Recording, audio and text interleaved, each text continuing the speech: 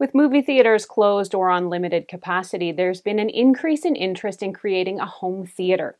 I'm Erin from TechGadgetsCanada.com for Best Buy Canada's blog, and while all the focus is on the TVs, you should also consider a soundbar because they can provide a lot of power and room-filling sound in a much smaller and less complex package. I got to review a brand new Sonos Arc soundbar. It is pretty big. I had a chance to have this in my home for a few days. I'm going to tell you all about what I found and how it works and what it was like to set up. An early heads up, if you end up liking this video and finding it helpful, to please hit that like button and give us a sub, because it does help us keep making more videos that we hope everyone out there can watch, enjoy, and learn from. Sonos Arc is a premium soundbar. It's much larger than average, measuring about 45 inches long and weighing a hefty 14 pounds. Arc promises cinema-quality sound, support for Dolby Atmos and multiple voice assistants, and it's designed to mimic an entire surround sound system in one device, using its engineering to push sound all around you. The Sonos Arc soundbar is controlled via the Sonos app on your smartphone or by asking Google Assistant or Alexa. You can also listen to music, podcasts, and other audio on the Arc. Let's move on to the setup. I have had my struggles setting up Sonos devices before, so almost a year on from my last attempt, I was curious to see if I would be able to connect this easily. Fortunately, I can say I didn't hit any major snags. To control the Sonos Arc, you will need the new Sonos S2 app, but you can also use your current TV remote or your voice, of course, as I mentioned, using Alexa or Google. It also works with Apple AirPlay too.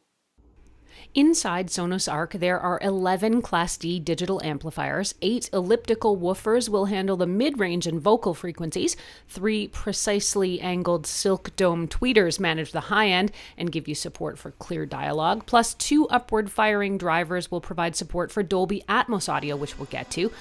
A far-field microphone array listens so your voice assistant can be called in. Finally, Sonos TruePlay software is able to adjust the soundbar to the room that it's in.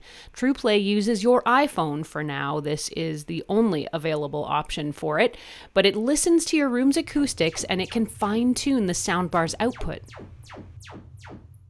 So did I notice a difference? I'll say a little bit. I found that the overall sound seemed to fill the room a bit better after enabling TruePlay, and it seemed maybe a bit more well-placed for the space, if that makes any sense. Please forgive my hack job of a setup here. The Arc is so big I had to clear out another space to put it in, but I was anxious to try it out before I could do that.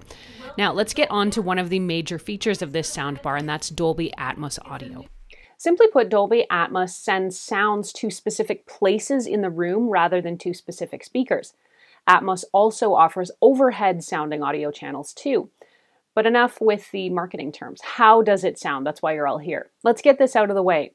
The Sonos Arc sounds fantastic, as it should. This is a large and powerful soundbar with all the audio toys. It fills the room, it gets very loud, and it easily covers the full range of audio. High-end sounds are delicate and light, mid-range and vocals slice through, while the bass is surprisingly vibrant. It's a great soundbar for TV and film watching, but it's just as great when it comes to music with a wide-sounding soundstage and impressive bass. So did I feel like Sonos Arc was creating a true surround sound experience for me? Not really. It's pretty hard to get the sound to wrap fully around you when it originates from just one location, but the Arc does do a decent job. The bar does push sound out well and widely, and playing some sound tests, it was easy to notice that the sounds reached to each side a bit better and seemed to come from a larger and wider circle or space in front of me, if that makes sense. But do you get the same overhead and behind you effects? In my opinion, not really. You can fine-tune your Sonos Arc to your tastes and sound preferences. Adjustable EQ settings are available in the app, including bass, treble, and loudness. Night sound reduces the intensity of loud sound effects, meaning you can tone down things like explosions or crashes so you don't wake the house. In my testing, it did quiet the overall audio level and lighten some of its intensity with just one button, so I think that setting's actually pretty handy.